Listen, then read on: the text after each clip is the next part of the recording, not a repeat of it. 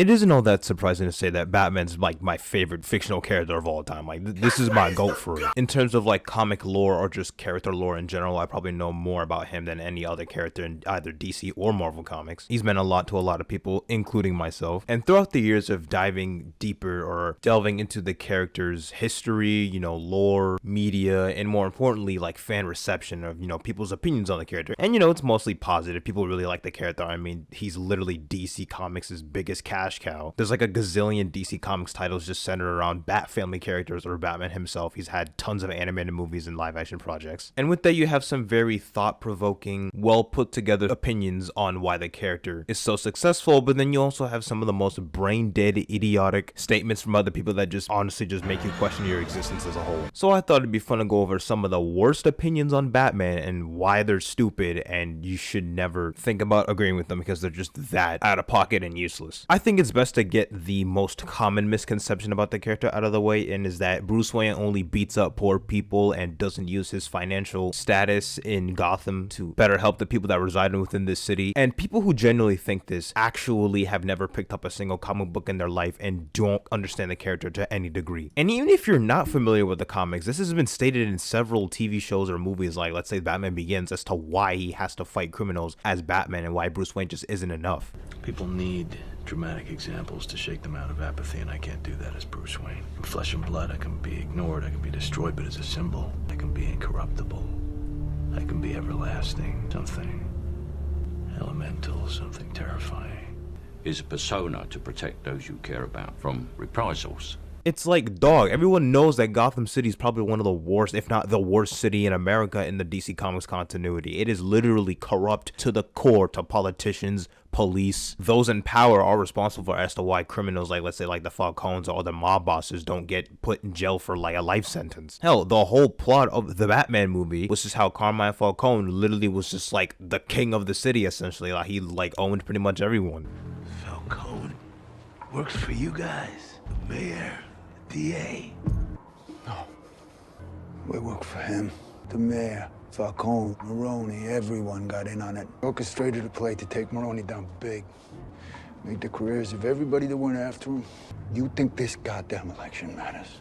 He's been the mayor for the last 20 years. And these so-called poor people that he's apparently beating up are literally insane psychopaths and serial killers who have committed numerous atrocities that honestly deserve a death sentence, if we're being for real here. It's like, oh, Poison Ivy's just misunderstood even though she's willing to kill God knows how many people for her goal. Oh yeah, you know that clown that like dispersed a toxic gas that just kills people instantly? Yeah, he's just a misunderstood poor person. Don't worry about it. And another factor as to why these people don't know anything about the character is that there are literally countless examples of Bruce Wayne using his wealth to help better the people of Gotham. He is literally a billionaire philanthropist. Different auction events, different fundraisers / donations to help better specific groups of people in the city, trying to help improve the infrastructure of the Gotham landscape. Like, is it that hard to just like think for like 10 seconds before putting out a tweet or like some idiotic post that just makes you look dumber than you already are? Another misconception that I really hate, that Batman should use guns or kill people. Everybody should know at this point that one of the big factors into Batman's character is that he has a no kill rule, or more specifically, he doesn't use guns. Like, this shouldn't be happening. Now, this isn't necessarily to bash on people that would prefer the idea of Batman killing, but more so try to justify the fact that, oh, he's killed people in this specific thing, so obviously he should kill again. And it's like, no, dude, the character's been around for like 80 plus years. Of course things are gonna change. Of course he's not gonna be the same back in like 1938 where he was like snapping people's necks with the rope of the Batwing. And I don't know who this was from, but I saw this one Twitter post of like a thread of like every time Batman has used a gun and like why it's justifiable, and it's just like, wow, tell me you're stupid without telling me directly that you're stupid. And one of the clips they used was from Justice League Unlimited, where Batman supposedly like used a gun to kill one of the other enemies that were attacking like an ancient monk tribe or whatever. But it's like, if you actually did the research and actually watched the show, you would know that Deadman took over of Batman's body. It was honestly Boston Brand who pulled the trigger, not Bruce.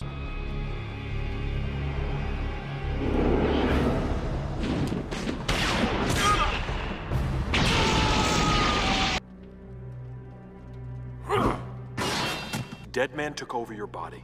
It wasn't your fault. Making sure that he doesn't commit an act that took the life of his parents is such a fundamental aspect of Batman's morals and who he is as a character, so trying to diminish that to say, oh, he can just kill everybody, that kind of defeats the whole purpose as to why he's a vigilante in Gotham in the first place. He consistently works with the police with the likes of Gordon or Harvey Bullock. Another common misconception is that Batman is a loner.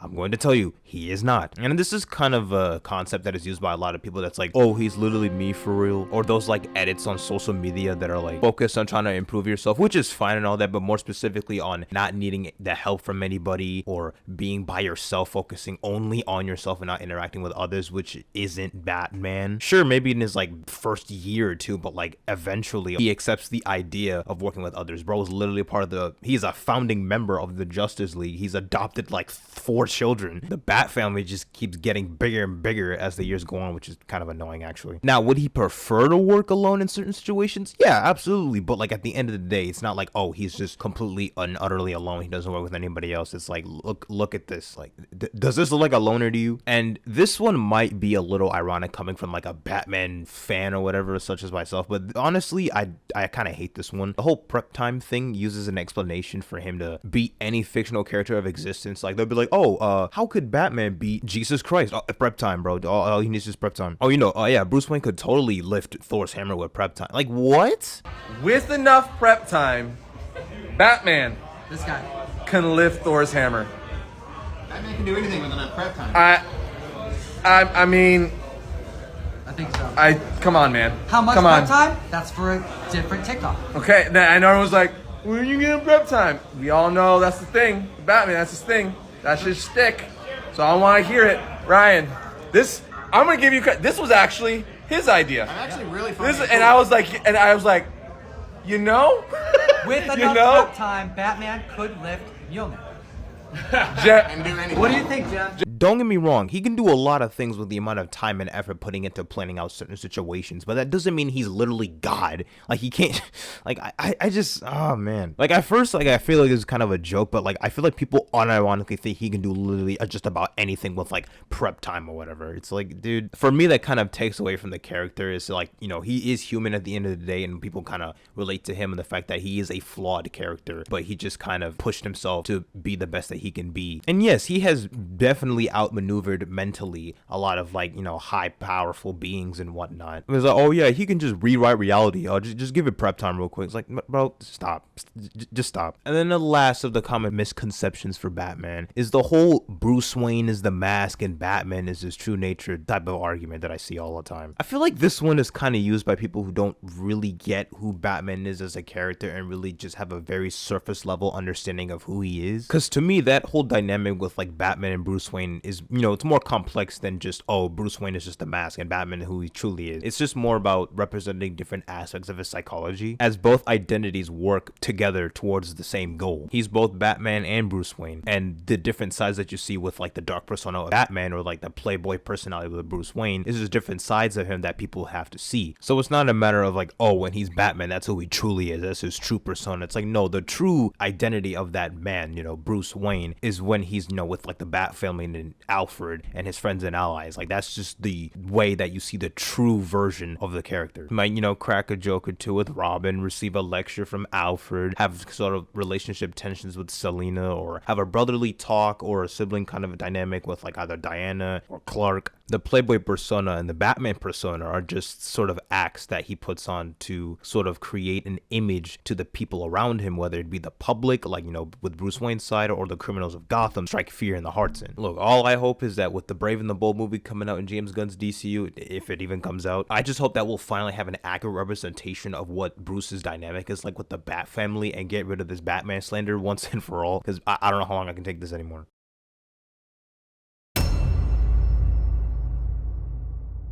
I find it fascinating how so many people take issue with Batman's no-kill rule, which has been an established part of his character for decades. The amount of people who whine and complain about his unwillingness to kill, yet that same energy isn't seen for the dozens of other superheroes in DC and Marvel comics. Now, if you're the type of person who thinks the no-kill rule is stupid across the board and hates it being applied to every hero, fine, fair enough, that's one thing. But nearly every popular righteous hero has an established no-killing policy. Nearly every member of the Justice League abides by this. Everyone knows for a fact Daredevil has a no-kill rule, regardless if you're a comic reader or if you've only seen the Netflix series, due to Matt Murdock's devotion to being a Catholic. He believes everyone can be redeemed and deserves a second chance. What have you seen? Redemption, Frank. It's real.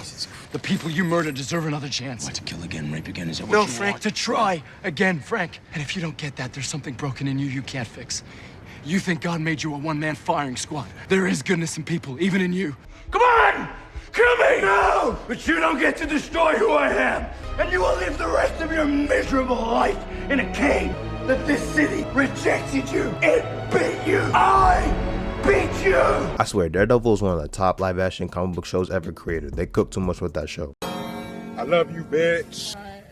I ain't gonna never stop loving you, bitch. I don't see anyone up in arms about Spider-Man not killing his villains. Oh, but the Joker is more of a menace than the Green Goblin. Okay. It genuinely does not matter if the Joker killed more people than someone like Carnage or vice versa. By some of y'all's logic, they all gotta go, right? So you have all these well-known heroes who all similarly share a no-kill rule, like Superman or Spider-Man for instance, yet for some reason it's so problematic with Batman. The most bare-bones arguments you'll see in defense for the whole, well, Batman has killed before in the comics, he used a gun before in the early issues of Batman comics, and it's a screenshot from 1939 or something. Y'all really thought you ate with that one, huh? Thought you had some gotcha moment showing Batman killing people in his earlier appearances in comics. Like, bro, who do you think you are? There are so many things wrong with this defense, and you really can't take anyone seriously who uses this as their quote-unquote evidence. First off, pretty much all the Golden Age books for DC later on were stated as a part of Earth 2 continuity outside of the main Earth 1 stories at the time, before the Crisis on Infinite Earths event, which rebooted the canon. Batman's no-kill rule was established in Matter of fact, let's do a little good old quick Google search for the one time. Let's look up, when was Batman's no-kill rule established? And when was Batman's first appearance?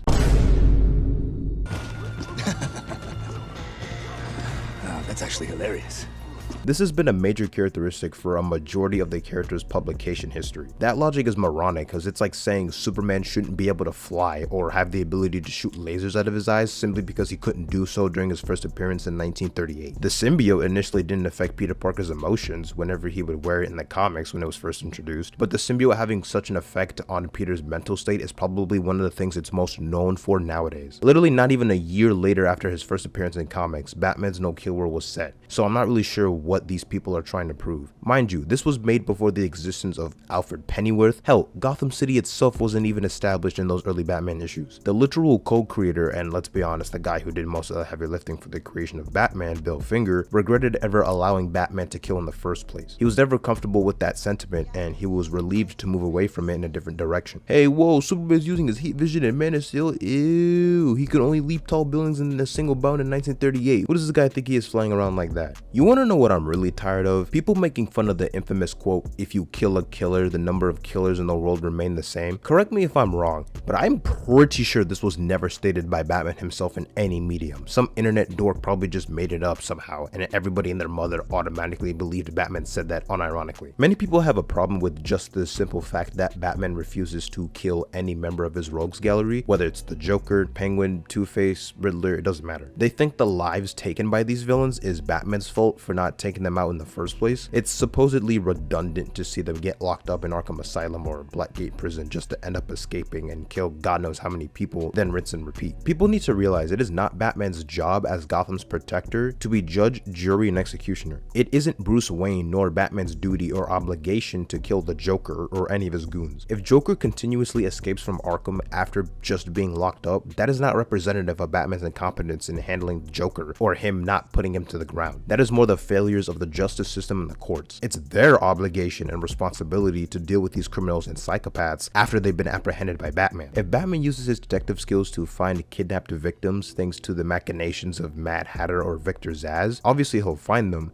knock them out, and bring them to justice as usual, but if they're not probably dealt with after the fact because of the lack of the death penalty, lack of a secure jail cell or whatever, that's not Batman's fault. He did his job. Not to mention, Batman is not an anti-hero. He's literally buddy-buddy with the freaking commissioner of the GCPD, Jim Gordon, despite the fact that many deem Batman as an out-of-control vigilante. Why would he want to tarnish that working relationship with the GCPD by murdering criminals left and right? He would literally just be turned into another target for law enforcement, especially when he has a lot of respect and camaraderie with James Gordon, the same dude who's hell-bent on doing things by the book. Go after him. I want him brought in, and I want it done by the book. By the book! We have to show him our way works. Gordon, Joseph, I need your help to stop the Joker. Our help? You're the so-called vigilante. Or is one kill enough for you tonight? Bane's in cardiopulmonary arrest. I have only minutes to resuscitate him before it's too late. You mean you didn't? That's not how I do things. Now go. Batman sees the willingness to not take a life as a way to become more than just a fearful force of nature, but as a symbol of hope for the people of Gotham. He believes his actions can inspire and touch the hearts of the good people still in Gotham, despite the madness that occurs on a regular basis. A lot of people forget what Batman hopes to accomplish with his mission. Casuals just see Batman as this no-caring dark figure, which is why one of the things I like about Matt Reeves' The Batman is how Bruce learns to become less hyper-fixated on being a vengeful figure and more of a symbol of hope at the end. I'm starting to see now. I have had an effect here, but not the one I intended. Vengeance won't change the past, mine or anyone else's. I have to become more. People need hope, to know someone's out there for them. But hey, if you want an anti-hero-esque character who kills people, go read some Punisher books. I hear he has some great comics. Better that than to complain about a guy who strives to set a better example for the people of Gotham as you try to insert your personal beliefs on how to deal with criminals instead of just appreciating how the character is. Type shit. The idea of Batman refusing to kill makes him a far more interesting character because although he is a vigilante who operates outside the law, he follows a strong ethical code in the field. It would be easy as hell for him to kill all of his criminals, but that level of restraint and control is one of his shining character traits. What, your moral code just won't allow for that? It'd be too damned easy. All I've ever wanted to do is kill him. But if I do that, if I allow myself to go down into that place, I'll never come back. I'm not talking about killing Penguin or Scarecrow or Dent. Just him, because he took me away from you. That moral framework is what sets him apart from any of his enemies in a clear and understandable manner. Many people like Jason Todd would argue, well, just kill the Joker, it's not that hard. The Joker has done so much damage to his loved ones and to the countless citizens of Gotham. Okay, but what exactly defines the line when it's acceptable to kill and not kill someone? Because if Batman did finally only kill the Joker and not go on a murderous rampage on his other villains, many people would rightfully call him out and be like, hey yo, how come you didn't murder Victor Zsasz? He was literally killing people for fun. Why didn't you kill all those villains years ago? The logic for allowing Batman to kill the Joker and Joker only could literally be applied to any of his villains. Poison Ivy's a freaking eco-terrorist and Victor Zsasz is a serial killer. Witnessing the death of his parents as only a child cemented a determination in never becoming anything resembling the man who took his parents. The no-kill rule ensures Bruce never takes part in the cycle of violence that made him this way in the first place. So with all that in mind, you can paint a clear picture on the tomfoolery with the DCEU and Zack Snyder's take on Batman. It's no secret Snyder has absolutely zero understanding of Batman or any DC character for that matter. I've seen plenty of people defend Ben Affleck's version in Batman vs Superman, stating how Batman killing is the whole point, or him killing people is supposed to be deemed as a bad thing, as he later learns from it when coming to terms with Superman or whatever. On one hand, it could be a cool thing if a creative took a character and was like, hey, I want to do something interesting with this established lore I understand, and want to have a unique twist on things. But that's not what happened with Zack Snyder. He didn't have some deep understanding of Batman's character and decided to do something special with his established mythos. He made Batman kill because he thinks it's cool and it makes Batman irrelevant if he doesn't kill or some nonsense. People are always like, well, Batman can't kill, right? So Batman can't kill is canon. And I'm like, okay, well, the first thing I want to do when you say that is I want to see what happens. And they go like, well, don't put him in a situation where he has to kill someone. That's just like, you're protecting your God in a weird way, right? You're making your God irrelevant if he can't be in that situation. Because like I always say, like, you know, Batman fucks to forget for sure. You know, Batman's a drunk for sure. You know, because like, real thing, that's a way to deal with trauma. You know, and I think that like, I have that, there's that bit, he like wakes up and there's like just painkillers on his bedside table. Like, that's like, that's Batman. What an idiot. What a idiot. What a idiot. What a dingleberry. Hey yo, Snyder fans, I get y'all praise the man. I can almost respect the loyalty. But is this y'all glorious king? This your man's right here? You'll be me writing like, bro. You're a victim. Here we go, CSI. Dude literally just wanted to be a contrarian and do the opposite of what's agreed upon with Batman's character instead of doing something of substance or intrigue. He's also said some other nonsensical BS like how people are getting mad at something that isn't consistent with canon, which is ironic because he's barely read any of the established canon. It is factually incorrect to say people don't want Batman to be put in a situation where the ideal scenario would be to kill someone. Literally some of the best Batman stories written tackle this sentiment. You also have your classic, well, Batman killed in every other live action movie version like the Tim Burton movie, so why is it a big deal here? How does Batman killing in other mediums justify him killing in the Snyderverse? This sense of whataboutism seen in fandoms is the most brain dead thing ever. The issues with Batman's characterization in BVS is not impacted in the slightest due to the actions of other previous incarnations. People are just shifting the focus to defend their slop. Saying Batman is only relevant if he kills people is like saying Superman is only interesting when he's evil. It's just nonsense. I just don't know why it's so hard for people to understand the simple fact.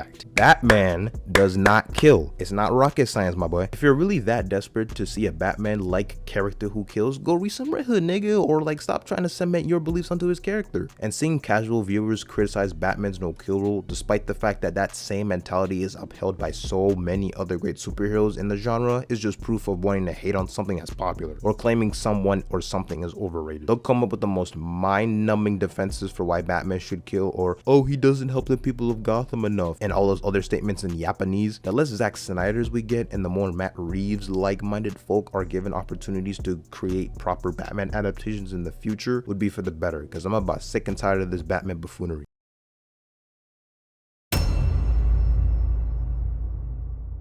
Batman slander. It's one of the worst things to come out of the internet, as it mainly stems from ignorance and just a clear misunderstanding of what the character actually stands for and represents. It really makes you question if these people are just stupid or if they've just successfully baited people for engagement. Probably both in most cases. It's no surprise I felt the urge to come in and debunk all this nonsense. He's one of the best characters DC has to offer for a reason. Like in terms of fictional characters, he's probably been my top white boy of the century. Now, you are not stupid if you don't like the character or if you have an issue with how he's written. It's more so problematic when it comes from the Batman beats up poor people allegations. As the title suggests, this is a part 2 to the worst opinions on Batman video I did a while back, so if you're wondering why there won't be some horrendous takes covered like Batman killing or the misconception that he doesn't use his wealth to support Gotham, it's probably because it was covered in that video. I mean, hey, the video's good, but it can be better. First point I want to clear up is not only a misconception amongst fans, but also something seen in media, which is the sentiment that Batman is such a horrendous father figure as he recruits child soldiers to fight in a war. I'm nothing like your Batman. I don't recruit children to fight in a war. That Batman is a fool. I'll tell you what he wasn't.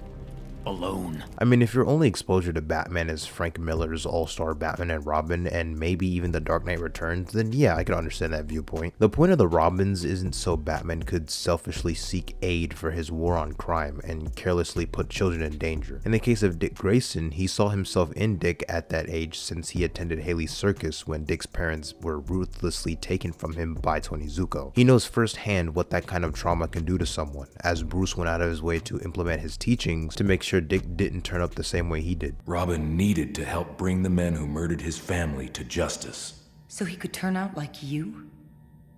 So that he wouldn't. Nightwing is the personification of Batman's greatest success and is the golden boy of the Batfamily, capable of moving on from his past trauma and becoming more of a hopeful hero and working with others. These characters aren't child soldiers he recruits like a military general or something. They're his kids. Tim Drake is not one of his countless child soldiers, he's his son. He takes on these children to help them. Jason was a troubled kid out here in the streets trying to take apart wheels from the Batmobile. Jason's mother was dead and his father was in prison for life, but Batman sought out the chance to actually help him. After the death of Jason Todd, Bruce was hellbent on not wanting to recruit another Robin, but for some reason, some people think he had no morals and just decided to recruit Tim Drake right after the death of Jason, like it didn't scar him mentally. Brother, Tim Drake sought out Batman and Nightwing. He kind of just inserted himself into becoming a Robin. Tim at a young age realized how unhinged and rash Batman was becoming since Jason's death at the hands of the Joker. It took a significant mental toll on him. Tim initially sought out Nightwing to convince him to become Robin again, Son, as he noted that Batman needed a Robin to sort of keep him in check. But after Batman and Nightwing were kidnapped by Two-Face, Tim wore the old Robin costume and saved them, saying how Batman needs a Robin no matter what Batman thinks. Tim had to go to great lengths to prove himself as a worthy partner to Batman, getting the proper training and being the best detective out of the Robins. After the death of his mother and father, Bruce ended up legally adopting Tim Drake as his son,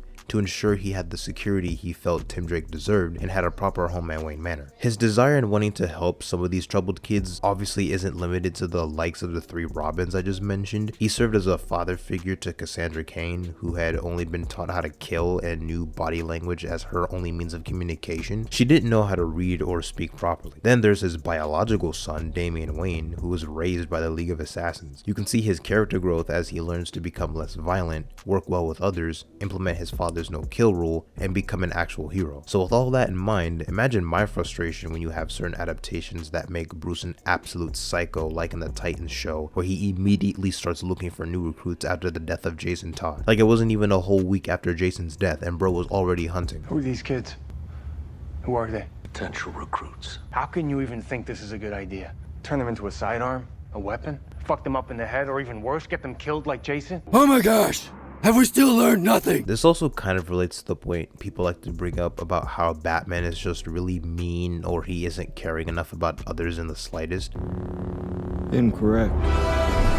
I mean, hey, tell me you don't understand Batman without telling me you don't understand Batman. I don't see how someone even remotely familiar with the character could come to this conclusion, despite the fact that there are so many iterations that show his compassion and willingness to help others. It's literally his prime motivation for becoming Batman in the first place. It's not like he donned the cape and cowl solely for revenge against Joe Chill. Everybody's seen that moment from Justice League Unlimited where he comforts Ace before she dies. They'd strap me into their machines and poke wires into my brain. Ace, can you move this object with your mind? I got cheated out of my childhood. I know what that's like. I read your mind. That's how I knew you weren't going to use Mrs. Waller's weapon on me. I'm dying very soon. I'm sorry. Could you stay with me? I'm scared.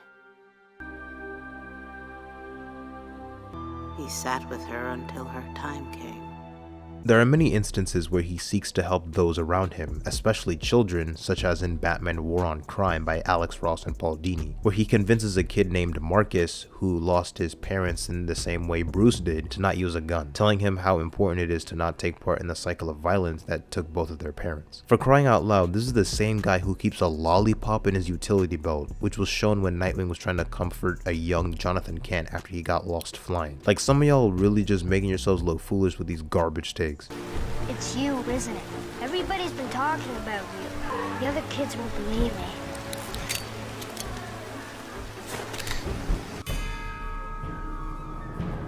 No! Stay away! Back off, you're scaring the boy. Well, I try not to brag, but... Have you finished your homework yet? Right. New look? A sidekick?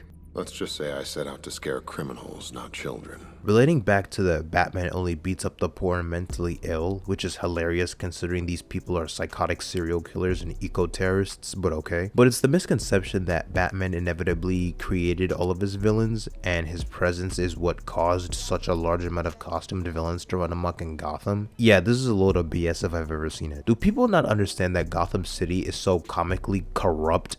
Bruce Wayne throwing a bunch of money isn't gonna stop the crime rate. The problems in Gotham go far beyond poverty or whatever. You can't implement real life solutions if the problems are so out of left field and nonsensical. The hell is Bruce Wayne gonna do when Joker has 37 bombs planted underneath Gotham City? Or when Mr. Freeze threatens to cover the entire city in ice or something? Not to mention, Bruce Wayne already plays a key role in using his wealth to help the city. People who think otherwise are just wrong. Literally most of his villains being, well, villains, honestly have nothing to do with Batman. Without him, there'd still be plenty of bad guys roaming the streets. Matter of fact, the city would be 10 times worse if it wasn't for Batman's efforts. What, you think Batman's responsible for the Court of Owls? The secret society that's been running Gotham from the shadows for centuries? So effectively, I might add, that Batman didn't even know of their confirmed existence until later in his career, as he thought they were just an urban legend? You think Ra's al Ghul wouldn't attempt to purge Gotham and start anew if Batman wasn't around? Mr. Freeze's sole motivation is to save his dying wife. Victor Zsasz is a serial killer who enjoys killing. Poison Ivy's accident has nothing to do with Batman. All of the established crime families would be running the show. You think Bruce Wayne alone is gonna find a way to somehow stop the Falcones, the Maronis, Oswald Cobblepot, Roman Sionis? They have just as much power as he does and money. One of the only villains he has had a part in creating somewhat is the Joker. There's an entire episode of Batman the Animated Series that proves he didn't make his villains. Their set path to villainy is completely independent of Batman's existence. A bunch of Batman's villains kidnap him and the current district attorney at Arkham Asylum to hold their own twisted trial to prove that their existence is Batman's fault. Mad Hatter was able to subdue the Arkham personnel with his mind control tech. Two-Face was the prosecutor, Joker was the judge, the DA was the defense, and her client was Batman.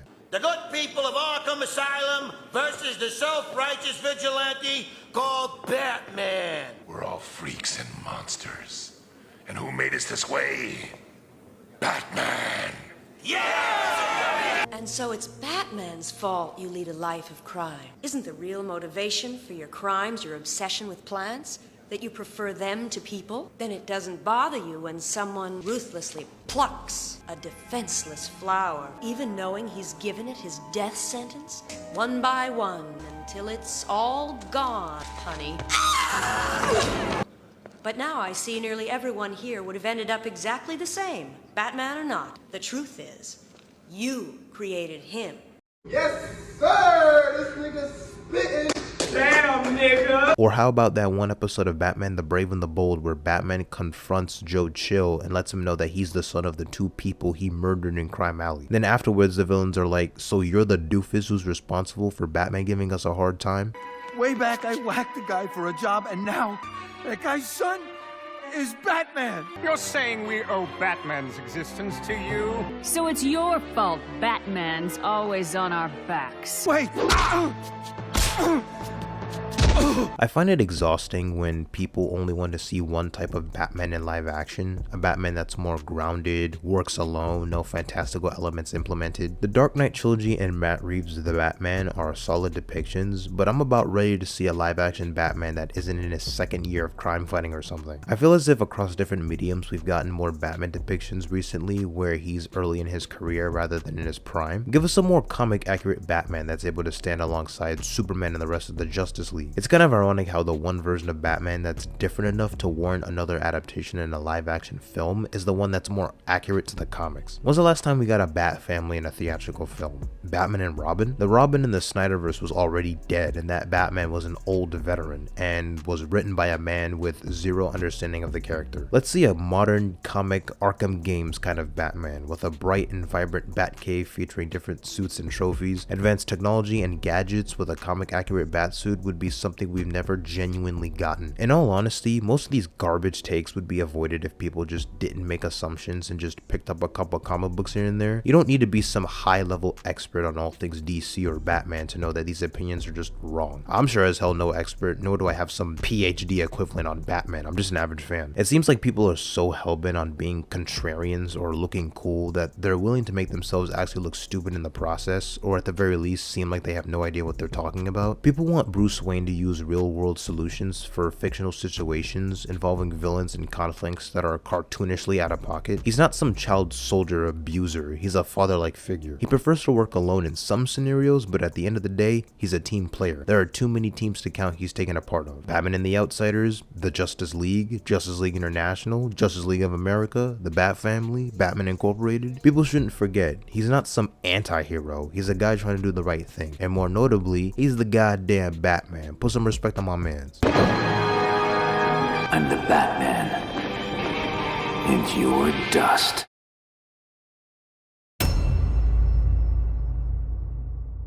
There's a very popular belief among average Batman fans that Bruce Wayne is the mask and Batman is his true self. I see this take all the time, and the first defense people will come up with is how, well, Batman said it himself in Batman Beyond at the DCAU. It's definitive that Bruce Wayne is just a facade. The voice kept calling me Bruce. In my mind, that's not what I call myself. What do you call yourself?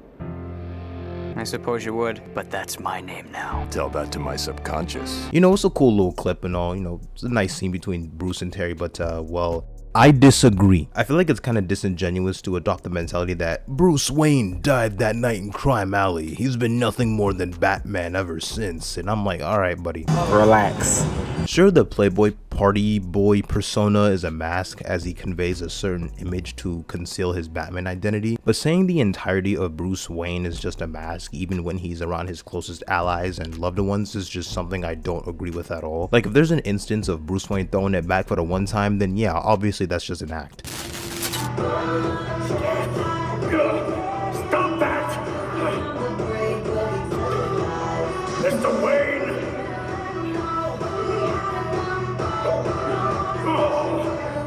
You have to leave!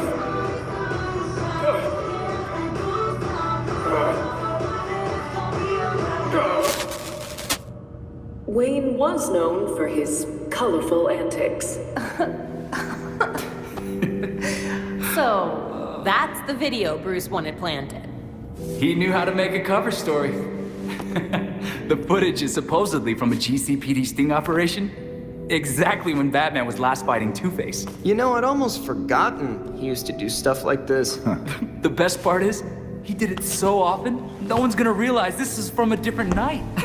But I'm not gonna sit here and yap all day without showing the receipts. Let's take a look at the pages of Bruce Wayne Murderer and Bruce Wayne Fugitive. The story starts out with Batman out on patrol alongside Sasha Bordeaux, who was hired to be Bruce Wayne's personal bodyguard. After a while, she found out that Bruce Wayne and Batman were one and the same, and since Bruce couldn't fire her and let her go knowing his secret, he let her be a part of the loop and become a crime fighter. Bruce and Sasha find the dead body of Bruce's former love interest, Vesper Fairchild, in the living room of Wayne Manor. The entire premise of the story is Bruce Wayne being framed for the murder of Vesper Fairchild, as the actual killer carefully planted evidence suggesting that both Bruce and Sasha were involved in the crime. There was a fabricated 911 recording of Vesper crying out for her life as she was beaten then shot to death in Wayne Manor. The DA charges both of them with first-degree murder when they're taken into custody, and things go downhill for Bruce during the initial Gotham City versus Bruce Wayne trial. Bruce's defense attorney points out how he's done a lot of good for the city, especially after the events of No Man's Land, where Gotham experienced a massive earthquake. He played a major part in rebuilding the city and has been associated with several selfless civic, communal, and environmental support systems for Gotham. How's that for the whole Bruce Wayne doesn't use his money to help Gotham nonsense? Unfortunately, Bruce gets denied bail and ends up in jail. The more time he spent in a jail cell, the more he noticed how his life was falling apart. Wayne Enterprises' stock was plummeting, and people believed his parents' murder might have caused a psychological break that drove him to commit murder. And more notably, it prevented him from doing any work out in the field as Batman. So he does what any sensible person would do and escapes police custody while being transported back to Blackgate Prison from the DA's office. So now Bruce Wayne is an escaped convict, but the crazy part is when the Bat family all meet up in the Batcave, he explains to them how he is forever putting the Bruce Wayne persona behind him and will become Batman full-time, while the rest of the world believes Bruce Wayne just fled the country to Santa Prisca. He takes it as far as whenever an ally or one of the other Bat family members would call him Bruce, he'd be like, nah fam, it's Batman now, I ain't Bruce Wayne no more, stating how Bruce is a mask he'd been wearing since childhood, which has been nothing more than a liability. Nightwing especially doesn't take kindly to Bruce just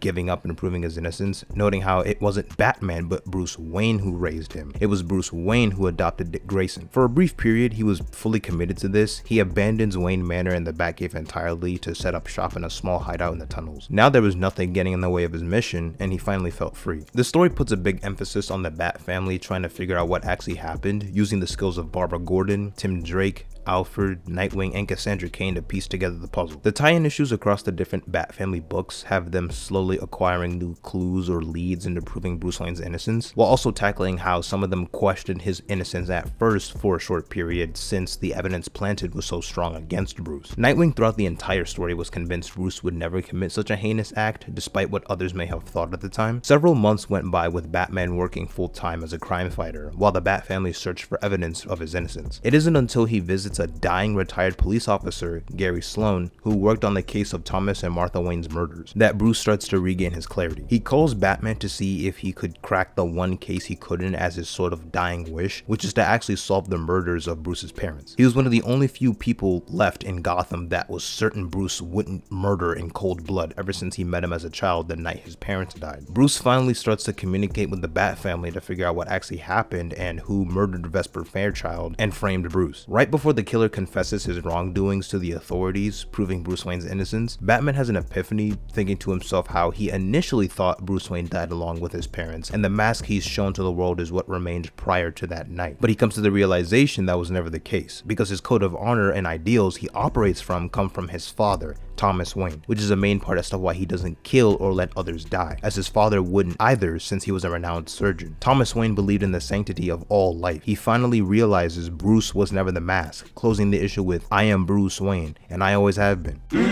Yes, sir! This nigga spitting. Damn, nigga! I don't buy into the belief that Bruce Wayne is merely a mask, as the Bruce Wayne persona plays a crucial role in his moral code and ethical framework as a crime fighter. Despite what you may think, literally all of his closest allies or loved ones call him Bruce when they're not out in the field punching bad guys, which is seen via his close relationships with Wonder Woman and Superman, for example. Zur-En-Augh, or Failsafe, is the perfect embodiment of what happens when you have a Batman who completely disregards Bruce Wayne, with none of his morals or ideology present. Batman created a backup personality that would take over in the event of a psychological attack of any kind, and this other persona, named Zur-En-Augh, created a robot to serve as a contingency plan for himself in case Batman were to go rogue or take the life of someone else. Batman's framed for murder, the failsafe robot activates, tries to destroy Batman, and mollywops the Justice League and the rest of the Batfamily. And ever since Zur-En-Augh transferred his subconscious into Failsafe's body, he's over here running amok with Amanda Waller trying to take out superheroes left and right. This is what happens when you have a Batman without Bruce Wayne, unhinged and out of control, hyperfixated on forceful control and order, whether people agree with it or not. I find it baffling that people think all the good things Bruce has done for those in need through different charity events or donations is just for the sake of making himself look good and conceal the fact that he's Batman. You're gonna look me in the eye and tell me with a straight face that when he rebuilds a run-down old mansion and transforms it into a place for the whole Bat family to live in and share, while converting the surrounding buildings being sold into affordable housing, charitable organizations, and green space, giving speeches about helping those in need with whatever amount of wealth he has at his disposal, wanting to connect more with his family, you mean to tell me all that's just for show and that's just a mask? Come on now, dawg.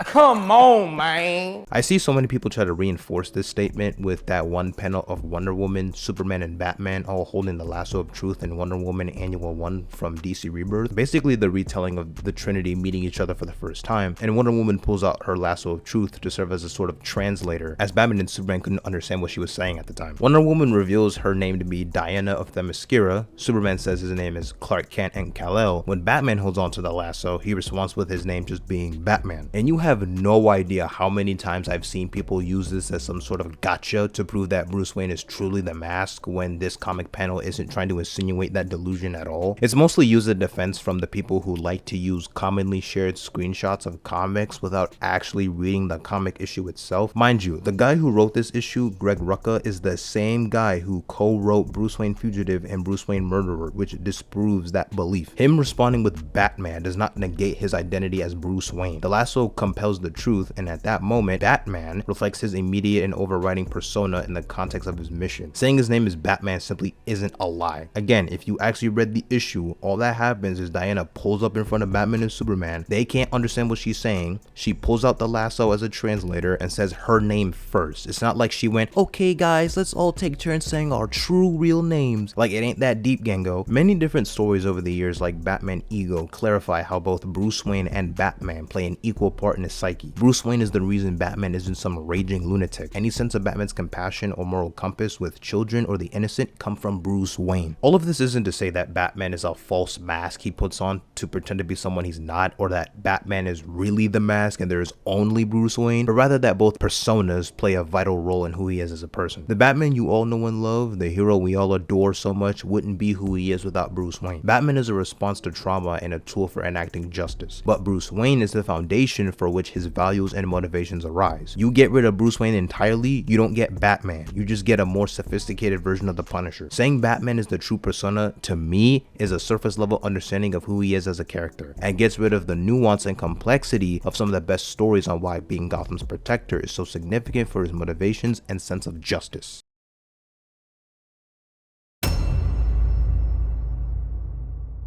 Is Aubrey Wilson, Deathstroke, a pedophile? Beast Boy's sending you pictures of Tara's party. You should go. Playing with teenagers is about your speed. Slade Wilson, Deathstroke, is not a Batman villain. Huh? Now, can Slade Wilson make for an adversary for Batman? Sure, no doubts about that. Are the fight scenes between Batman and Deathstroke sick and entertaining to watch? Absolutely. There's no inherent problem with having Batman go up against Deathstroke in some comic story arc or in a multitude of adaptations, but I wouldn't go as far as calling him a primary Batman rogue alongside the likes of Penguin, Riddler, Two-Face, Deadshot, and all them boys. Anytime I hear Deathstroke is my favorite Batman villain, I'm like, nigga, no. I think this misconception really started to take effect in 2013, with Deathstroke being one of the 8 hired assassins in Batman Arkham Origins, where quote-unquote Black Mask put a $50 million bounty on Batman's head, manifesting arguably the sickest boss fight in the entire Arkham series. There would be some other adaptations out there that have or attempted to tackle any confrontations between the two, like Son of Batman and the Ben Affleck Batman movie in the DCEU that never happened, which instead morphed into the Matt Reeves Batman movie starring Robert Pattinson that released in 2022. The original script for Ben Affleck's Batman movie had it so that Deathstroke would be the primary antagonist and had a personal vendetta against Batman. Zack Snyder's initial plans for the DCEU has set the stage for a future Batman and Deathstroke-like fight, where the post-credit scene in Zack Snyder's Justice League featured Lex Luthor informing Slade on Batman's true identity as a means of convincing him to aid in his machinations. You volunteered to destroy the Bat free of charge. Why the pro bono work? It's personal. If you want the Batman, his name is Bruce Wayne. On second thought, we do have something to celebrate. Good boy. Ben Affleck himself was set to direct the movie and co-write the screenplay alongside DC Comics writer Jeff Johns. A version of the movie used Arkham Asylum as a means of exploring the darker aspects of Batman's mythology. This was talked about by the director of photography for Ben Affleck's Batman movie. How far down the road on Ben's Batman did you have a script? Were you working on? There was a script, but not a loved script. There was a lot of work that he was doing to it. He was trying to change it, and then he made the decision to do, as you know, Gone Girl, and right. So, well, were there reference points? I'm just curious, like for what the look of that film would have been to differentiate it from previous Batman films. Well, he was going more into the insanity aspects. Uh-huh. So I think you would have seen something a little darker than what we've seen in the past, and more into the individual, who's inside Batman. Right. What element may be sane and what element actually may not be sane. So he was entering into a little more of the Arkham. It's like, he's going into where you keep everyone who's bad and everyone that's shifted, and Batman. So that whole aspect was it was very fascinating. Yeah. It was to go to the darker side of Batman. Yeah, I'm a comic book geek, as you can imagine. Yeah. We've never really seen Arkham Asylum. No, and that's where we were going. That would have been cool. It was like, and you'd read it and you go like, oh, and it's like, so I was very, very interested in that one. Yeah, and I'm buddies with Joe Manganiello, who I guess was going to be Deathstroke, who I think was going to be one of the key antagonists in that one. What might have been. Over the years, there have been glimpses of the project's development, mainly some concept art, storyboards, and screen tests since the movie never got far enough into the development stage. The actor for Deathstroke, Joe Manganiello, revealed some of the plot details of the film back in 2020. Apparently, it was a really dark story where Deathstroke would act sort of like a horror movie villain, dismantling Bruce's life from the inside out, killing everyone close to Bruce's life, and going out of his way to make him suffer as he felt Bruce was responsible for something that happened to him. There would have been an epic showdown between Batman and Deathstroke, to which Batgirl would be featured in a supporting role to help Bruce in his efforts in the third act. Slade had lost his son, and he blamed Batman for it. Batman had a hand in it. And Luthor summons him to his yacht and gives him a key piece of information that Batman's secret identity is Bruce Wayne. So now he's setting loose this unstoppable force on Gotham City and Bruce Wayne. The Batman film was going to be kind of similar to imagine if David Fincher's The Game was real. One of my favorite movies. Systematically dismantles Bruce's life and starts murdering all the people in it as he destroys his finances and just basically paints him into a corner, and there was like a big, huge showdown, I think, between, it was like Batgirl jumps in to try to help Bruce because Deathstroke is so fast that he can anticipate Bruce's movements. And there was this huge fight in Gotham City where Batman is completely afraid because he realizes he's met someone who can take him. And then that leads to this big climactic battle through the streets of Gotham City at the end. But yeah, it was like a real like psychological thriller where Deathstroke was kind of like he was like a horror movie villain, you know, or like a shark, you know, kind of like Jaws. Despite Deathstroke only being a direct antagonist to Batman in a few adaptations here and there, and in a cancelled project, I guess that was enough to convince people that Slade Wilson is one of Batman's longest or greatest adversaries from his rogues gallery. While Batman vs. Deathstroke always makes for a cool matchup, there's never really anything more to it than that. Deathstroke doesn't have some profound personal vendetta or a decades-long connection to Bruce Wayne or Batman through DC's publication history. You could argue that since Deathstroke is a contract killer / mercenary, that allows him to be at odds with a multitude of DC heroes, which is true. He's had conflicts with Batman, Green Arrow, the Teen Titans, Nightwing. If you get in his way of a mission or objective, you're gonna catch these hands. His antics can have him cross paths with Batman, but that's just the case with any other hero. It's always funny to me when people associate him more with Batman than anything else when he doesn't even operate in Gotham City most of the time. He's not a Gotham rogue like Poison Ivy, Bane, or Two-Face. Deathstroke's sole motivation is never wanting to get revenge on Batman or take over Gotham from the inside out, but the couple of adaptations that are out there have convinced non-comic readers otherwise. Any fight between Batman and Deathstroke in comic story arcs are a really good way in demonstrating Deathstroke's combat ability and how capable of a combatant he really is compared to some of DC's best. Batman has almost never been able to defeat Deathstroke in a one-on-one fight with little to no difficulty. He pretty much always gives Batman a hard time. The experimental process Slade went through in the military increased his mental and physical abilities to superhuman levels, enhanced strength and speed, agility, you know, the usual stuff. Most human beings only utilize 10% of their brain power capacity, while Deathstroke has his brain capacity increased to about 90%. Thus, Deathstroke makes for a pretty difficult adversary whenever Batman has to fight him for whatever reason. There was one instance where Deathstroke fought Batman in the Batcave on Batman's home turf, where he had access to any necessary weapons and technology to help him fight Deathstroke, and the fight essentially ended in a stalemate. Now, I love the Arkham games. I'm a certified Arkham Batman meat writer, but are you gonna look me with a straight face and say Arkham Origins and Arkham Knight feature one of the best versions of Deathstroke when he gets manhandled by Batman during his second year of crime fighting, only to get one-tapped by Batman 10 years later canonically in Arkham Knight? It's over, Slade. What are you?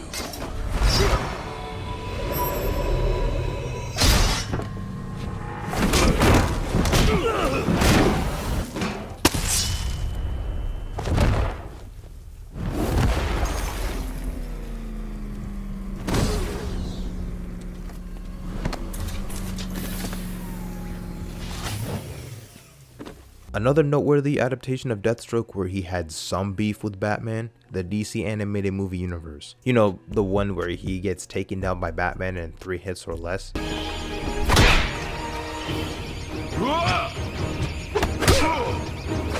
Then proceeds to struggle in a 1v1 against Damian Wayne. I don't know for certain if Slade was enhanced prior to the events of Teen Titans The Judas Contract, as his origin from what we were told had him be a former League of Assassins member who was considered to be Ra's al Ghul's heir as the head of the League. At some point, his actions were deemed unworthy and was then denied the right to be Ra's true successor. Ra's trained me to take his place. Talia would have been mine as well, until your father came along. So in the beginning of Son of Batman, Slade leads an army, killing dozens of League ninjas, kills Ra's al Ghul, and takes over the army for a brief period. His initial encounter with Damian is how Slade lost his right eye in this universe. Deathstroke's beef and motivations are more so tied with the Al Ghul side of the family, with Ra's, Talia, and Damian. Him and Batman don't even interact that much, and come to think of it, they barely share any dialogue with one another. The climactic battle and Slade's vendetta is more so centered with Damian. Thankfully, he was a lot more amped up in the Judas Contract after bathing in the Lazarus Pit, which increased his strength comparable to that of his comic counterpart. Let me guess. They got you to a Lazarus Pit just in time. I've been bathing in it quite a bit lately. Improves muscle tone too. His sole motivation for even accepting the contract from Hive to kill the Teen Titans was to seek revenge on Damian for the League of Assassins choosing him over Slade as the next Demon's Head. You cost me my rightful place. They turned on me by choosing you. You took my old family, Damian.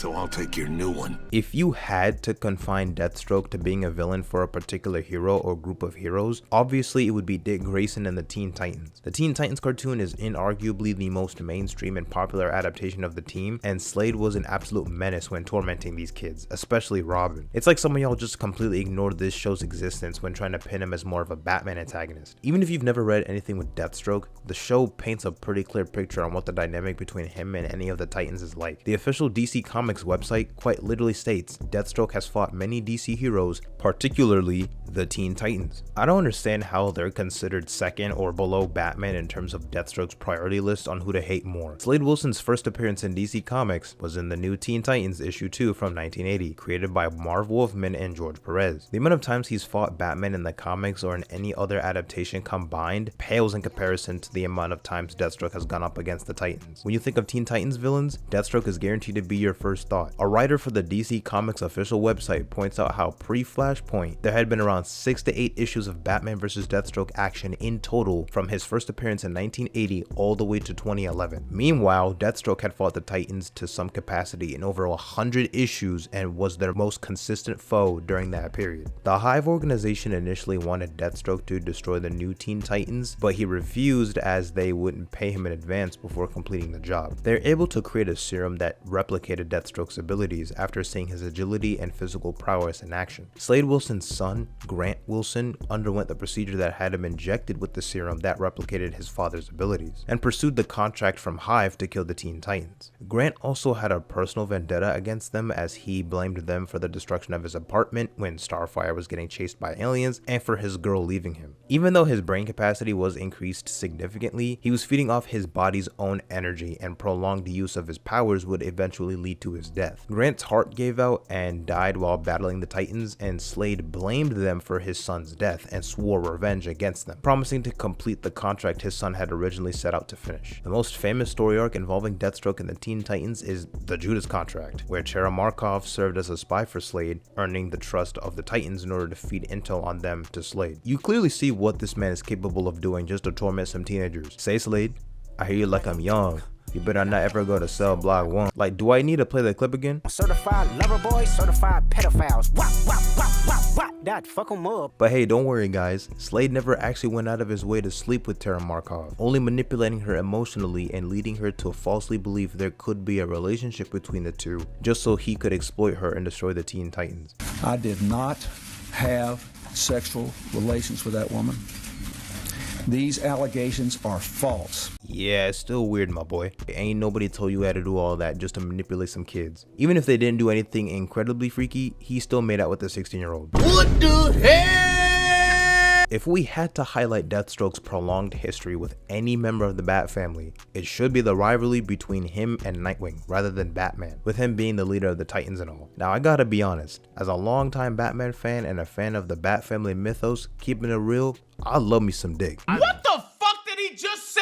I don't care whether you're just a fan of Batman or a fan of DC Comics in general, I speak for everybody interested in these characters when I say you, me, we all like Dick. We? Now we going to war. What do you mean we? Nintendo? No, we? nigga, we as in us. Us? Are you talking about no, the movie? Nigga, us. Slade has had far more personal connections to Dick Grayson, with them constantly butting heads over the years and any personal involvement with Slade's family. Slade Wilson's other son, Joseph Wilson, or Jericho, became a member of the Teen Titans during the Judas Contract story arc. Dick's first ever transformation into the Nightwing mantle was seen in that same comic arc. Nightwing even went out of his way to train Deathstroke's daughter, Rose Wilson, or the second of Deathstroke's children, to take up the moniker of Ravager. At one point, Deathstroke actually sought out Nightwing to be her tutor, as he believed Nightwing had renounced heroism when Dick went undercover as a means of taking down the secret society of supervillains, teaching her forms of combat and stealth tactics. This is when Rose first started to learn the values of heroism, with Dick trying to instill in her non-lethal methods and how to deal with certain situations. Deathstroke and the secret society of supervillains used a living chemical weapon to practically nuke the city of Bloodhaven, killing over 100,000 citizens. This would further cement the heated rivalry between Deathstroke and Dick Grayson. Deathstroke has fought Batman plenty of times in the comics, yeah, taking into account the roles he's partaken in tormenting the dozens of other heroes in DC mythos. It's kinda ludicrous to think he's primarily a Batman villain. Even if he should or shouldn't be seen as a Titans antagonist, he's willing to do all kinds of devious work, like join Lex Luthor's secret society of supervillains, causing all kinds of problems leading up to the events of Infinite Crisis. Even if this video didn't convince the Deathstroke as a prominent Batman villain crowd, go check what DC themselves had to say. I've done more than enough in showing the receipts. If you still want to argue that he should still be considered a prominent Batman villain more than the Teen Titans, do whatever you want, nigga. I don't care. I mean, you're wrong, but hey, you stay comfortable with that L. I'ma be chilling.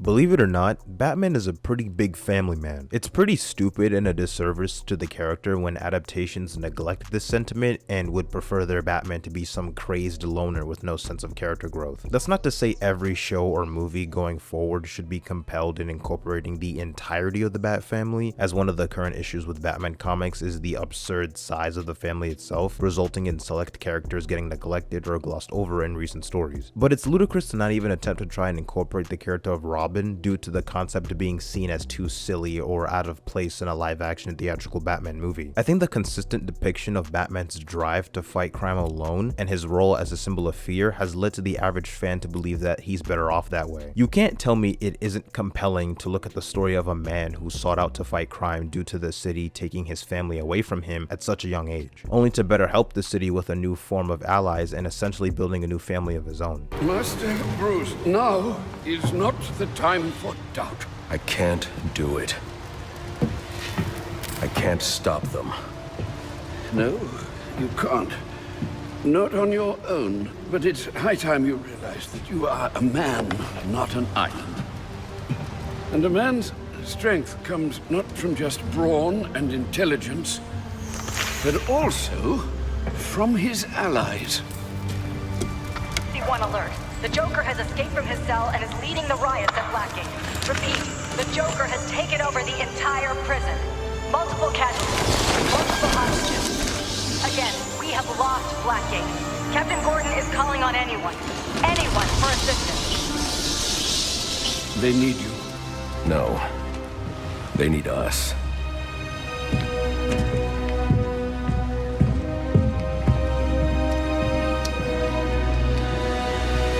At the time of recording, it's been almost 28 years since Robin or Dick Grayson has made an appearance in a live-action theatrical movie. Almost 3 decades have gone by and not a single director or writer has ever included the dynamic of Batman and Robin in a big blockbuster release.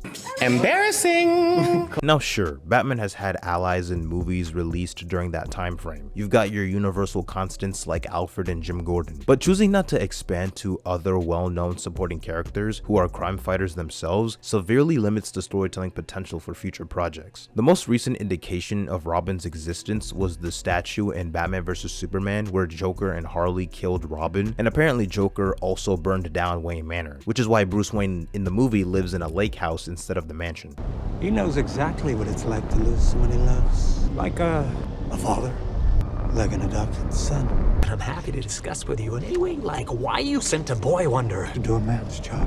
One of the key differences in this universe is that the dead Robin wasn't Jason Todd as one might expect, but rather it was Dick Grayson because his death would have hit harder for Batman. Dick Grayson to me is much more that would personal. that would hit Bruce way more. Yeah. Way harder, yeah. That's kind of what it was all. That's what that was all about to me. One of the things I always say is that the thing I think that a lot of fans need to think about in regard to how different directors approach Batman and or these sort of extended universes, you have to think about it like it's just a run, Yeah. It's just a run. Like a comic book, like a graphic novel. Comic book run. Yeah. Like if I had done a run of the same story, of Man of Steel, BVS, and Justice League, it would be way less controversial. You know what I mean? Than because you'd just be like, oh, this comic book writer took this wanted to take this take, and when the run ends, someone else will pick it up and do something else. Exactly. So it's just It is what it is. Do I have to explain why this sucks? It's one thing if you want to create an Elseworlds tale that'll last a couple of movies at most, to do something that alters a known aspect of a character. But that way of thinking shouldn't be applied when you're mapping what was supposed to be an interconnected universe intended to last several years and compete with the MCU. These live action movies that are a part of established universes are essentially the mainstream versions of these characters to the general audience. This is the first time Batman, Superman, and Wonder Woman ever interacted on the big screen. Killing off someone like Dick Grayson destroys so many future stories that could have been told in this lived-in universe. Note, Dick Grayson means no Teen Titans of any kind, since this version of Batman never had another Robin. The foundation of the Batfamily is gone from the start, as Dick Grayson is the embodiment of Batman's greatest success, and one of the greatest legacy characters in comics. His relationship with Barbara Gordon, the father and son dynamic with him and Bruce, Dick teaching Bruce to become a better man with his optimism and keeping Batman level-headed, completely non-existent. There is no Batfamily without Dick Grayson. He asked me about something we used to talk about. Batman's legacy. You know, who wears the cowl when Bruce Wayne can't. For years, I thought I had the answer. Every time I looked at Dick Grayson, I saw the next Batman. But Dick never wanted it. I've been monitoring his activities in Bloodhaven. It's amazing what he's accomplished on his own. His way. With courage and kindness. I see it clearly now. I don't want Nightwing to become Batman. I need Batman to be more like Nightwing. Despite everything, I just wish he was home, so we could talk. Really talk. I'd tell him how proud I really am. That Nightwing is the better version of what Batman was meant to be. That because of Dick Grayson, Bruce Wayne became a better man. I'd tell my son that I miss him. I'll tell him the next time he comes back. He doesn't need me bothering him. He doesn't need me at all. And saying Dick Grayson's death would have hit harder to justify Batman's mental state in the DCEU is so funny to me, because that's basically what Batman would have become after the death of Jason Todd. The whole point of Tim Drake was to demonstrate why Batman needs a Robin after he became angry and more of a wild card after Jason Todd's death. The darkness within Batman was consuming him, and Tim knew that a Robin by his side would be saving Batman, thus saving Gotham from further turmoil. The Dark Knight Rises integrated a pseudo-Robin-like character on a technicality with Officer John Blake, to which these movies were so embarrassed on Robin as a concept, the character doesn't even like to use his legal first name. Try my legal name. You should use your full name. I like that name. Robin. That ain't me. He's like this weird amalgamation of Dick Grayson and Tim Drake, mixed in with a little bit of that Chris Nolan sauce. Instead of some young genius who utilized his detective skills to discover that Bruce Wayne and Batman were one and the same, he only figured it out because of a certain look that Bruce had back when Blake was in the orphanage. Commissioner Gordon thinks... he doesn't know or care who you are, but we've met before. You gotta learn to hide the anger, practice smiling in the mirror. So you showed up this one day. Pretty girl on your arm. Right when I saw you, I knew who you really were. Seen that look on your face before. It's the same one I taught myself.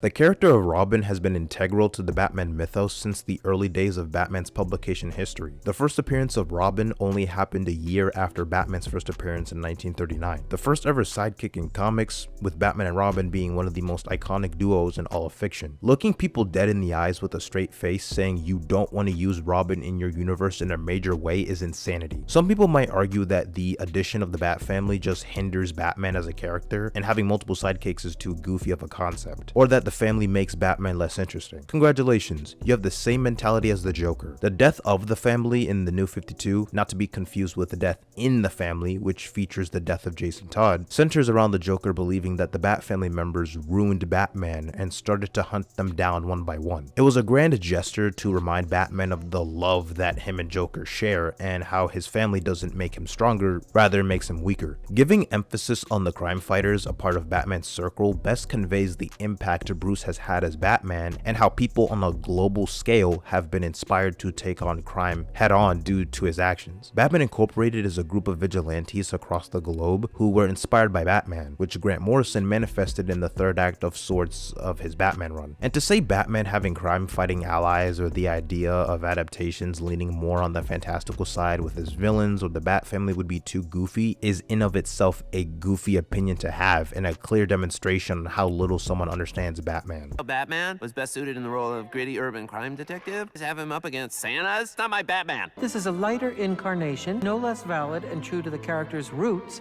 as the tortured Avenger crying out for mommy and daddy. Over the years, I've seen some common misconceptions of specific Batfamily characters, or false assumptions on what some of the relationships are amongst the family itself. Among the so-called fans of these characters, I've seen a significant amount of fanon that completely differs from how these characters are depicted and what they represent. For those unaware, fanon is essentially the headcanon that's accepted by a certain demographic of fans. It comes from people being introduced to them through comic panels taken out of context, or taking other people's opinions and interpretations of these heroes at face value rather than reading the source material for themselves. And it's annoying when certain comics or adaptations try to unironically cater to either those people or the fabricated headcanons that aren't representative of how these characters are actually depicted. According to these bozos, Jason Todd is very sexually active, toppled with Bruce being abusive towards him and to others in the Batfamily. All y'all going to hell. What? You right there. Hell. You. Hell. You. Hell. Yeah, I said it. Who are you to tell me where I'm going? Who am I? No, my son, who are you? You are a sinner. Show me canonical evidence of this so-called abuse at any point when Jason Todd was Robin and didn't come back as a murdering psychopath. Nah, I'll wait. Sure, let's just completely ignore the fact that Bruce sought out to help these kids after they experienced tragedies by either losing both of their parents or having to commit street crimes just to survive. Batman doesn't bring in these kids for selfish desires. Bringing Dick Grayson under his wing was in an effort to make sure he didn't go down a vengeful path in hunting down the man who murdered his parents. The whole point was to make him someone who strives to conquer his trauma and inspire others to do good, while also becoming more of a beacon of hope in the field. If only I could have stopped him. I saw him coming out of the tent. You keep thinking, if only I'd done something differently. There isn't anything either of us could have done. Does the hurt ever go away? I wish I could say yes, but it will get better in time. That I promise. Oh, Tim Drake is the boring nerd Robin. He's addicted to coffee. He's not that good of a fighter. I may or may not have spilled some coffee while taking it out of the box. Tim! It's fine. I found an even better one online. Fine, but lay off the coffee. You're jittery enough as it is. Is the room vibrating right now?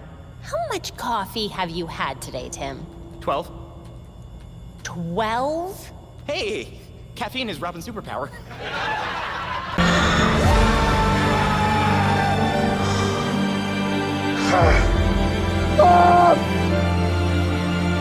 The disregard for Tim Drake as Robin is so funny to me when he pretty much modernized the Robin character, as he's been Batman's partner the longest out of anybody in the actual mainline canon, at least pre-New 52 anyway. Some of the training he's received throughout the years include tutelage under Tibetan monks, Batman, and Lady Shiva, so the rhetoric that he can't fight is just nonsense. His introduction to the Batman circle helped pave the way for Bruce allowing himself to work with others again after the death of Jason, and proved how vital having a Robin by his side is in keeping Batman in line. Tim's not some footnote character that's only highly intelligent. He's had compelling relationships, family troubles. Tim's willing to challenge others like Batman if need be. Tim as Robin has had strong connections with his version of the Teen Titans alongside Superboy, Cassie Sands' Mark Wonder Girl, and Impulse. So many adaptations of Robin have drawn visual inspiration from Tim Drake's time in the role. And look, I understand from a certain viewpoint that Damian Wayne is like this little annoying brat that thinks he's better than anyone else, but are you still gonna hate on the kid even after he's been a mainstay in Batman comics for the past 19 years? Especially in modern comics where that bratty, childlike mentality is something he's grown out of. I mean, sure, he's still young. I believe currently he's around 14 to 15 years of age, with him being a high school student. While Damian's transformation into the Robin mantle was done under Dick Grayson's time as Batman, as he grew a brotherly dynamic with Dick, Bruce and Damian's relationship has evolved immensely over the years. Grant Morrison's vision for the character was always to create this really bratty, arrogant child with a bad attitude and turn him into someone worthy of being the son of Batman and living living up to that standard. You see him earn his place and become a hero. Don't rely on the Injustice universe and the DCAMU to get an understanding of Damian's place in the Bat family. It's important to give light on the complex relationships within Batman's inner circle, and even more crucial to never let top-tier gooners like Bruce Timm go unchecked. Popularizing the sheer idea of Barbara Gordon and Bruce in a romantic relationship of any kind should be worthy of sending anyone straight to the gulag. Absolutely repulsive to look at. The release of Batman the Killing Joke animated movie was one of the worst things to happen to Batman fans. Not comparing tragedies,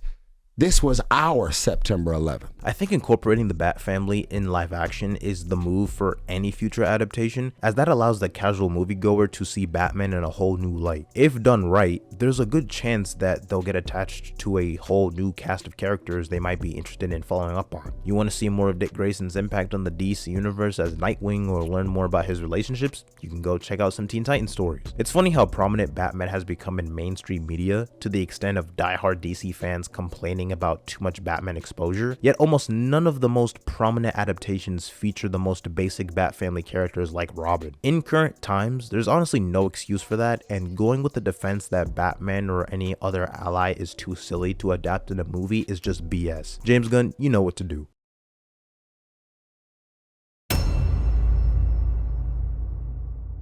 Superheroes have to be pretty competent in a variety of ways, cause how else would they be capable of operating as crime fighters in the first place, especially those without any superpowers or superhuman enhancements. In a universe filled with godlike beings and aliens, you have to be exceptional in your field in order to stand out from the rest. Batman is the epitome of human potential and how far someone in fiction can take themselves through sheer determination and willpower, which is one of the reasons why he's so compelling in the DC universe. Batman is without a doubt my favorite fictional character of all time. I have not been shy about it, and if you got a problem with that, then you can go ahead and lick my balls. Yeah, say that all the time. On top of Batman being DC and Warner Brothers' unapologetic favorite child and having the most adaptations out of any DC character, there seems to be a ginormous glazing issue surrounding the character. I know, ironic coming from the guy who just said Batman's his favorite character and whose goddamn profile picture is the Caped Crusader.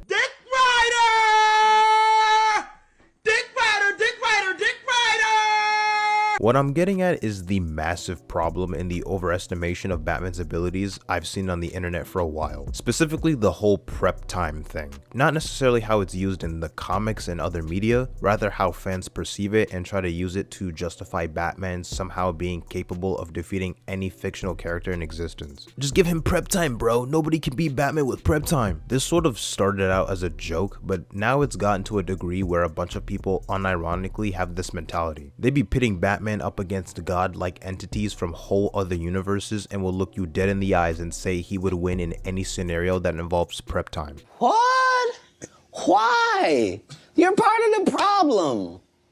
You're part of the problem. A lot of people are under the assumption that Batman's skill level and intelligence is riddled with plot armor based on a bunch of comic panels they like to take out of context to justify their argument. Batman's paranoia and desire to prepare for a multitude of situations doesn't equate to him winning every fight he's in and becoming some unbeatable Mary Sue. So many people think he's this almost omnipotent OP-ass character despite not having any superpowers, even though in his main solo title and in Detective Comics, he regularly faces opponents who challenge him and encounters situations he isn't fully prepared for. And why would you want to see Batman win every single first encounter against a powerful threat? Part of what makes him so compelling is to see the creative ways he'll get himself out of a situation or overcome an obstacle, whether that be in the form of a death trap or getting his butt handed to him against an opponent the first time, then using what he's learned to get his leg back. The prep time does come in handy in a lot of scenarios, but it's not an instant win card. It doesn't make him immune to all kinds of damage or something. Alright, he's not.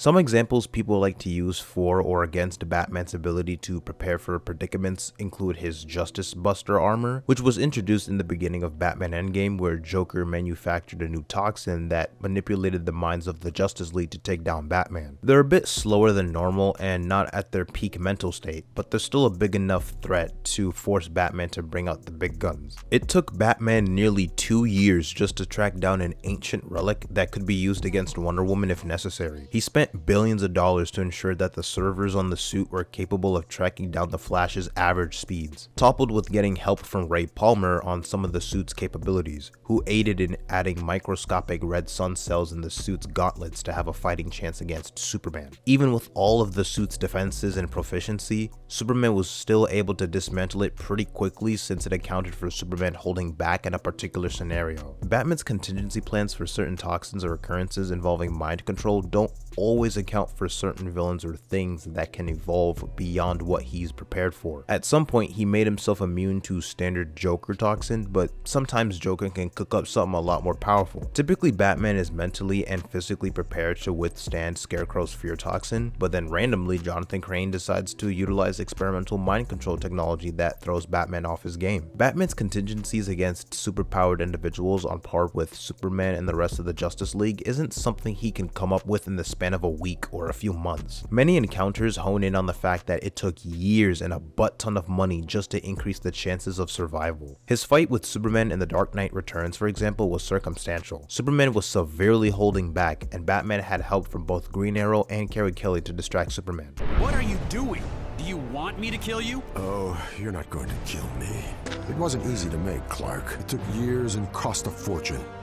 Luckily, I had both. Continuing with Batman having to deal with superpowered threats, at one point Poison Ivy took control of the minds of every single person on Earth, with the only two people remaining not controlled by Ivy being Batman and Catwoman. She had the ability to command Justice League members like Superman, Wonder Woman, and the Flash at her beck and call. Only reason Ivy put a stop to her antics is because Harley Quinn had to use some good old talk no jutsu to hit her right in the feels. If it wasn't for Harley, they all would have been screwed. Given his extensive training that involved traveling across the globe to master several forms of martial arts, sciences, and detective work, it makes sense for Batman to be a very capable human. However, that doesn't mean he is the absolute best at every single thing, nor should he be. For instance, while definitely being in the top 5 best hand-to-hand fighters, he's not the best martial artist in the DC universe. There are several characters that are on par with Batman or have the capability of defeating him in combat. Ghostmaker is someone Bruce knew during his youth, and they both received the same training. So much so, Batman admits that he and Ghostmaker are pretty much equals. Lady Shiva is often regarded to be the deadliest assassin in DC. Cassandra Cain isn't too far behind with her martial arts mastery. Nightwing on multiple occasions has proven himself to be someone on Batman's level in combat ability, combined with being the best human acrobat in DC. Batman's intelligence is also nothing to sneeze at. He's often ranked among the top 3 greatest human, scientific, and tactical minds in the DC universe, but that doesn't mean he's the smartest in that verse. Mr. Terrific and Lex Luthor are arguably smarter than Batman. Mr. Terrific especially has demonstrated a better mastery in specific technological advancements and is a very capable engineer in the Justice League. Whenever there are some multiversal shenanigans at play that involve getting characters out of near impossible situations or traveling to other Earths, Mr. Terrific is the guy to go to, consistently dealing with multiversal anomalies, alternate realities, and different dimensions. As recently as 2024's Action Comics issue 1064, Brainiac regarded Lex Luthor as the smartest being on the planet after sending in a bunch of Zarnians and drones onto Metropolis. There are also other cited sources that state Lex is just straight up the most intelligent man on Earth. That being said, whenever the heroes need to band together and the smartest among them must put all hands on deck to solve a complex problem, Batman is guaranteed to step in and make significant contributions to the matter. So much of the discourse surrounding what-if scenarios pitting Batman against these cracked characters whom he would logically have no chance against mainly stems from people on social media, especially those TikTokers who like to take feats or comic panels out of context and use that as the basis for their argument. A Batman with prep time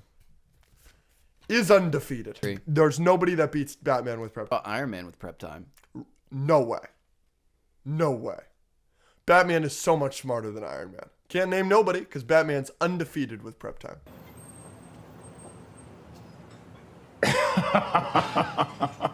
Now sure, Batman has taken the time to mentally prepare for certain psychic attacks or imagine 1,000 different death traps to escape from on a daily basis, preparing for an enormous amount of possibilities. Dude has several different hideouts and penthouses across the city for emergencies or to lay low after an encounter with a villain, or for whatever else may arise. But I think we both know the idea of Batman being undefeated with prep time is cap. Anytime I see people randomly pin Batman against an absurdly powerful character from another universe, those They'll bring up various armors he's used in the past against gods, like the Hellbat armor he used to fight Darkseid. There are issues with using examples like this. The Hellbat armor was conceived and designed by Batman, but it was constructed alongside the rest of the Justice League. It was essentially a Justice League group project, forged by Superman, Green Lantern, Flash, Cyborg, Aquaman, and Wonder Woman. This wasn't something Batman built on his own accord. There's also one massive drawback to using the Hellbat suit. The energy in the suit draws from Batman's own metabolism, and if he's in the suit long enough or isn't careful, it would essentially drain and kill him. Even outside of that drawback, Batman almost got murked when fighting Darkseid on Apocalypse when seeking to retrieve Damian's body. The only reason he didn't die was because he held a Chaos Shard in his hand when Darkseid tried to hit him with his Omega Beam. The most powerful Batsuit ever established in comics is probably the final Batsuit, introduced in issue 24 of Scott Snyder's run on Justice League. In a future timeline, Batman built a suit with the Sunbox made from an element called Element X, to which the suit allowed him to rewrite people's minds cell by cell. It was made with several members of the Justice League in mind and can counterattack all of their abilities with ease. With that being said, regular Batman would not have access to this suit in a prep time scenario. The suit was created by an alternate future Batman in the 6th dimension thanks to the World Forger, so Batman using the suit against a random superpowered character is highly unlikely. It's so funny to me seeing how many people think Batman's one of the only few characters in comics that would be a force to be reckoned with if he had prep time. Like, yeah, so could Mr. Terrific or Lex Luthor. Dr. Doom could probably solo the Justice League if he had adequate prep time. He's one of the smartest minds in the Marvel universe. Pretty much any fictional character with any amount of intelligence would perform better if they had enough intel on their opponents. Batman's contingency plans aren't always going to be foolproof. Even with the necessary preparations, sometimes plans backfire or certain villains and threats progress to unmatched heights. Random thugs and enemies who are skilled enough can give Batman a hard time and force him to exert more effort to take them down than anticipated. Sometimes he underestimates his foes. People really need to dial it back on the Batman overestimation when trying to argue his capability of dealing with threats that are clearly out of his wheelhouse. The whole prep time argument is severely overblown. Both those who claim it means Batman can defeat any fictional character and those who dismiss him as having pure plot armor need to relax. It's not always a guaranteed win. A lot of the time it isn't. I recommend delving into the source material instead of letting some random Twitter user sway your opinion on something they clearly have no idea what they're talking about.